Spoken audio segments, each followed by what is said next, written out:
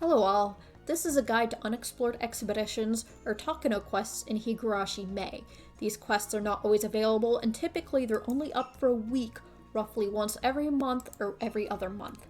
The Mei Twitter will typically announce the mode opening up about a day in advance, accompanied by this image. You can see that I took the liberty to translate the layout so everyone understands what buttons do what.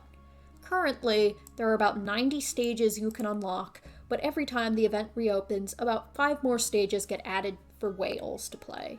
Progress is saved between expeditions, so if you get to level 10 in one expedition, you will have access to stages 1 through 10 during the next one. Defeating bosses like this, which occur roughly once every 10 waves, will get fragments for these 2 cards, which are unobtainable outside of this mode. Most notably, though, this mode is the best source of skill upgrade books like this in the game. Each quest costs only 12 stamina, but will drop both blank upgrade books and about 10 training level items, making it much more efficient than the daily and main quests for gathering these items.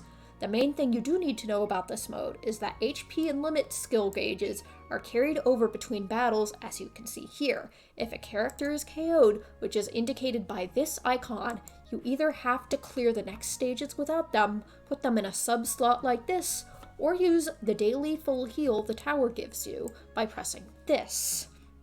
Your daily heal will reset limit gauges and restore all your cards to full health, and this daily free heal resets every day at 5 AM JST.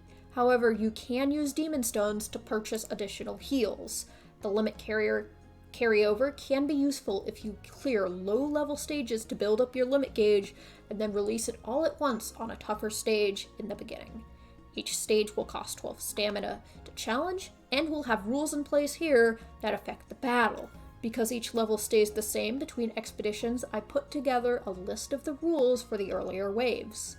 As you can see, this mode really prioritizes having a wide array of cards that can be used to take advantage of the rules and restrictions the tower puts on you, so it can be difficult to get very far for new players. However, I would highly encourage you to at least try, as farming even the lower levels is still a very, very efficient use of stamina and gets you a lot of those blank notes. Unlike normal quests or events though, you cannot use support cards from other players, and if the time limit expires, all characters in your main 5 slots will be counted as KO'd. In order to make sure you can clear a wave, preparation or mock battle here allows you to test drive a battle to see if your current setup can win against it. This doesn't cost stamina to try, but you don't get anything if you win. In addition, if you need help with team composition, clicking this button here allows you to see what teams have cleared this stage. However, it's not always the most useful, as often there are a lot of high-level whales that attempt it.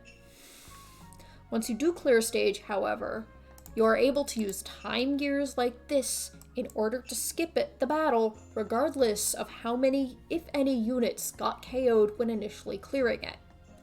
That's it for this guide. Let me know in the comments what you think of it, or if you have any advice for someone challenging this mode. Thank you!